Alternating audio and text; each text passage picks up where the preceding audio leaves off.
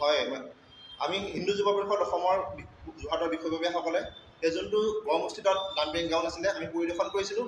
পৰিদৰ্শন কৰাৰ পিছত আমাৰ ওচৰৰ যোনখিনি স্থায়ী বাসিন্দা সেই বাসিন্দাখিনি কমপ্লেইন অনুসৰি আমি তাত গৈ উপস্থিত হৈছিলোঁ। তাৰপিছত আমি এটা কথা লক্ষ্য কৰিছিলোঁ যে যোনটো ডাম্পিং গ্ৰাউণ্ডত 10 কোটি টকীয়া এটা বিলাসী প্ৰজেক্ট চেংচন হৈছিল, কিন্তু সেই প্ৰজেক্টটো পাইছিল আপোনাৰ কোল্ড এণ্ড ফিক্স নামৰ এটা কোম্পানী, যাৰ স্বত্বাধিকাৰী হৈছে উদয়কানন নামৰ এজন ব্যক্তি।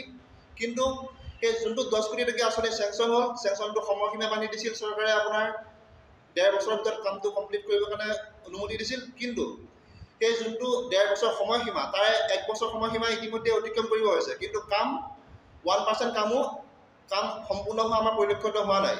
আমি ইতিমধ্যে তাত গৈ নিৰ্দিষ্ট বিষয়ববীয়াক লগ কৰিছিলোঁ। লগ কৰাৰ পিছত তাৰ কাৰণ জানিব বিচাৰিছিলোঁ।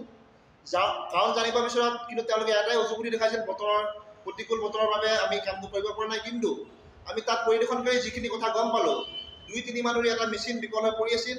মেচিন বিকল হৈ পৰি থকাৰ পিছতো কিন্তু বিষয়ববীয়াসকলে আপোনাৰ কাম কৰাত মনোযোগ দিয়া নাছিল। হয়, এই কামটো আপোনাৰ 2023 চনৰ অক্টোবৰ মাহতে চেংচন হৈছিল। হয়, ইতিমধ্যে বিভিন্ন সংবাদ মাধ্যমত বাতৰি পৰিৱেশন হৈছে এই বিষয়টোক লৈ।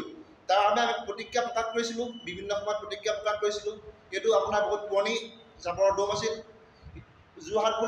যোৰহাটৰ যিমান সকল ব্যক্তি আছে, এই গড়মূৰৰ আপোনাৰ নিষ্কাশনৰ যোনটো জাবৰ দম, সেই দমটোৰ কথা ক'লে ইতিমধ্যে সকলোৱে গম পোৱা যায়। সেই ৰাস্তাটোৱেদি মানুহ যাব পৰা অৱস্থা নাই। কিন্তু এটা মেইন কথাটো হ'ল, যোনজন উদয়কানন নামৰ ব্যক্তি, সেই ব্যক্তিজনে কাৰ আশীৰ্বাদত তুষ্ট হৈ এই কামখিনি ইমান লেহেমীয়া কৰি আছে, সেইটো কিন্তু অতি লক্ষণীয় কথা।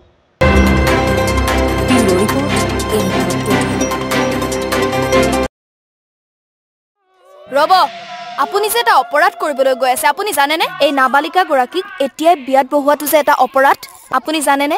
অপৰাধ কেনেকৈ? মোৰ ছোৱালী, মোৰ কথা। তুমি যিয়েই নোকোৱা ভূঞা, 18 বছৰৰ তলৰ যিকোনো কন্যা সন্তানৰ বিয়া দিলেই আইনগতভাৱে এক দণ্ডনীয় অপৰাধ। বিয়া দিয়াজন যিমান দায়ী, বিয়া পতাজনো সমানে দায়ী। এতিয়া তাই পঢ়া শুনা কৰাৰ বয়স, খেলা ধূলা কৰাৰ বয়স। তাইক খেলিবলৈ দিয়ক, পঢ়িবলৈ দিয়ক, আৰু চাব এদিন আপুনি তাইক লৈ গৌৰৱ অনুভৱ কৰিব পাৰিব। এতিয়াই তাইক সংসাৰৰ বোজা দি তাইৰ ভৱিষ্যত জীৱনটো অন্ধকাৰ কৰাৰ অধিকাৰ তোমাৰ জানো আছে?